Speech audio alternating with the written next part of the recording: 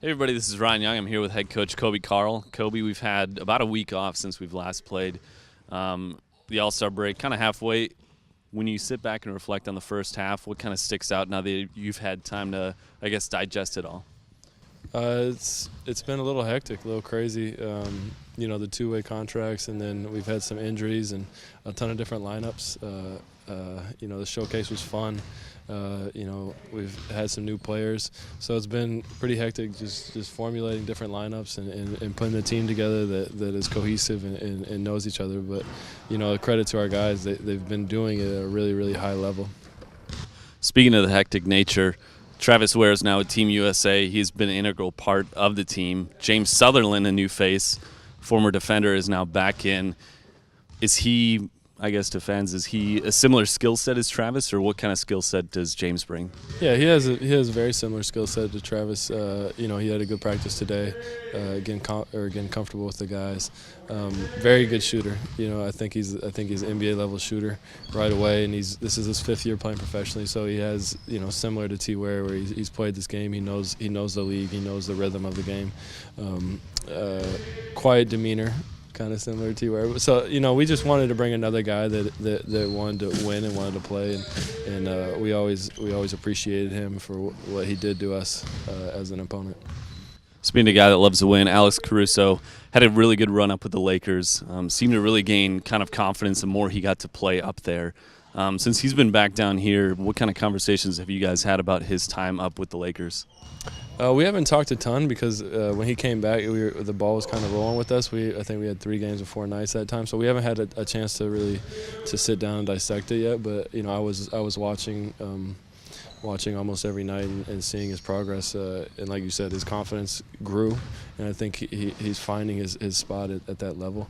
We're really excited to have him back because for us, he's one of our leaders, if not our leader. But his voice is very good with our guys. His communication is very good with us. So we really appreciate him and excited to have him back.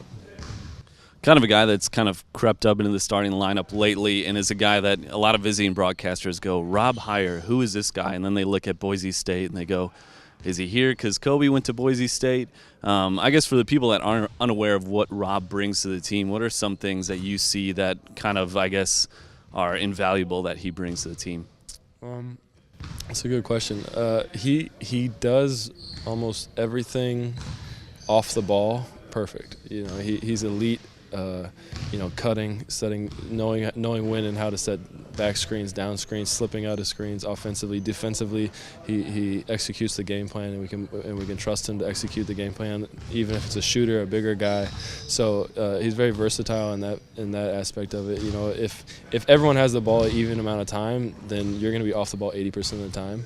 So I think we focus a lot on the people who can put the ball on the floor and score, but he's elite at the other stuff, the 80% of the time when you don't have the ball. So he's been really beneficial for our group, just to stick him in there and put him in different spots. And I think his best attribute is he helps his teammates. Speaking of being able to help the team, this next stretch here, starting on Thursday, we have, I think, 6 games in 10 days. There's only 13 games left. I guess as a coach, how do you balance the gas pedal in terms of pushing the practice pace, scaling back a little bit with this last little stretch? Well, I think, adding James and whatever pieces that we formulate as the season goes along, that kind of has a little to do with it. But for us, it's a day-to-day thing, just seeing what we need on that day and being aware, being present with it. For the most part, at the end of the season, a lot of the work's been done. We've created a bit of an identity, and the guys have done a good job with that, and our style offensively and defensively. So it's just a little bit more fine-tuning and enjoying the process, freeing their minds a little bit to play hard. Part of that identity has kind of been, I guess, the unconventional workouts, I guess, to most fans, some of which we've shared on social media with the, I guess, competition drills and the weight room work where people are yelling out quotes. Is this something kind of you just brought in this year? Is this kind of something as a coach you've always tried to kind of, I guess, shock the system in terms of the routine?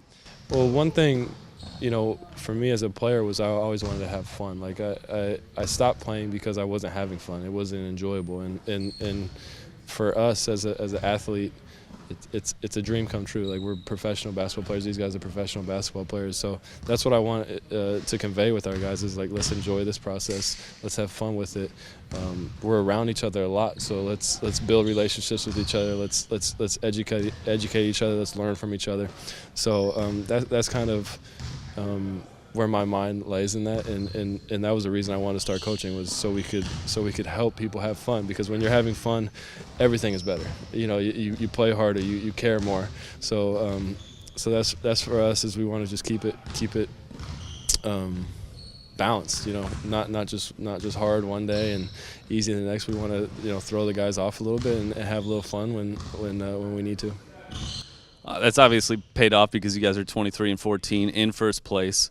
Kind of right before the break, you talked about championship goals and that being kind of the end goal for this season.